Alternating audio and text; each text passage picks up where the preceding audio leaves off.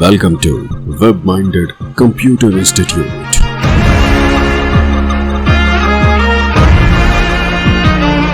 Then like, subscribe and share. हम अध्ययन करेंगे माइक्रोसॉफ्ट पावरपॉइंट के बारे में। माइक्रोसॉफ्ट पावरपॉइंट को खोलने के लिए सबसे पहले ऑल प्रोग्राम्स पे जाएं, माइक्रोसॉफ्ट ऑफिस के फोल्डर पे क्लिक करें। यहाँ से आप माइक्रोसॉफ्ट पावरपॉइंट आइकॉन पे क्लिक करें। जैसे ही आप आइकॉन को क्लिक करेंगे आपके सामने माइक्रोसॉफ्ट पावरपॉइंट की स्क्रीन खुल जाएगी। माइक्रोसॉफ्ट पावरपॉइंट जो सॉफ्टवेयर है वो आपको आपकी इंफॉर्मेशन को प्रेजेंट करने का ढंग बताता है, यानी कि आप अपनी इंफॉर्मेशन को दूसरे लोगों के सामने दिखा सकते हैं, उनके साथ बांट सकते हैं। उदाहरण के लिए मान लीजिए आप किसी ऑफिस में काम करते हैं तो आप अपनी सेल्स की रिपोर्ट्स बना सकते हैं। इसी तरह से आप किसी प्रकार का बजट पेश कर सकते हैं उसमें।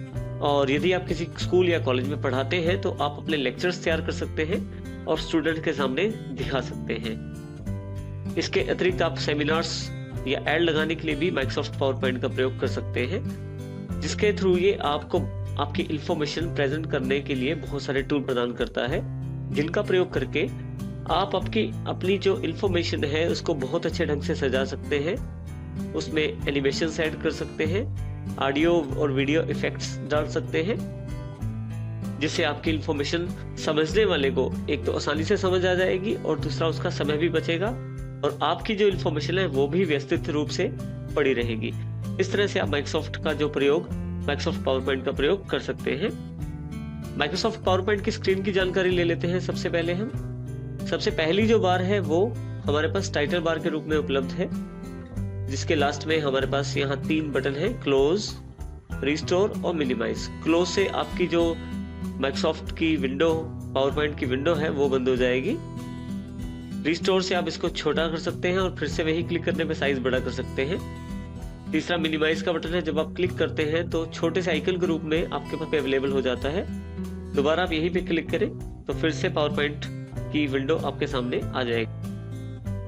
इसके पश्चात माइक्रोसॉफ्ट पावरपॉइंट की जो स्क्रीन है वो टैब्स में बटी हुई है। हर टैब के साथ एक बहुत बड़ा रिबन अटैच है, जिसमें बहुत सारी कमांड्स अवेलेबल है ग्रुप्स के रूप में। जैसे कि हमारे पास file, home, insert, design, transition, animation, slide show, review और व्यू के रूप में काफी सारी टैब्स अवेलेबल हैं। जैसे ही हम होम पे क्लिक करते हैं तो हमारे पास एक रिबन अवेलेबल हो जाता है, जो कि काफी सारे ग्रुप्स में बटा हुआ है, जैसे क्लिपबोर्ड, स्लाइड्स, फ़ॉन्ट। इस तरह से हर ग्रुप में काफी सारी कमांड्स अवेलेबल हैं। जैसे क्लिपबोर्ड के अंतर्गत cut, copy, format, painter, paste. इसी तरह से स्लाइड के अंतर्गत काफी सारी कमांड्स अवेलेबल हैं। इस तरह से हर ग्रुप में काफी सारी कमांड्स हमारे पास अवेलेबल हैं, जो उस ग्रुप के अकॉर्डिंग इकट्ठी कर दी गई है। इस तरह से आप अपने टैब्स का प्रयोग कर सकते हैं। इसके पश्चात यदि आप स्क्रीन को देखें तो यहाँ हमारे पास स्क्रीन काफी सारे भागों में बटी हुई है, जिसमें सबसे बड़ा भाग ये जो हमारे सामने दिखाई दे रहा है ये स्लाइड पेन कहलाता है, जिसमें आपकी स्लाइड्स दिखाई जाती हैं।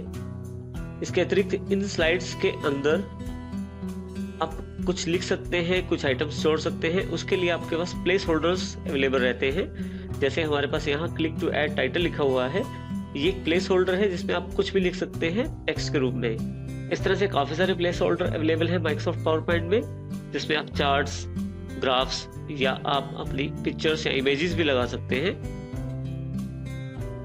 यदि आप लेफ्ट साइड पे देखें तो यहाँ पे हमारे पास स्लाइड का छोटा स्वरूप करके दिखाया गया है, जिसको थंबनेल व्यू कहते हैं। तो आप यहाँ से थंबनेल्स देख सकते हैं उन स्लाइड्स के जिन स्लाइड्स को आप देखना चाहते हैं।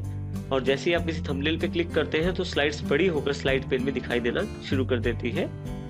इसके अतिरिक्त जो सबसे नीचे एक और व्यू दिया गया है, नोट्स व्यू।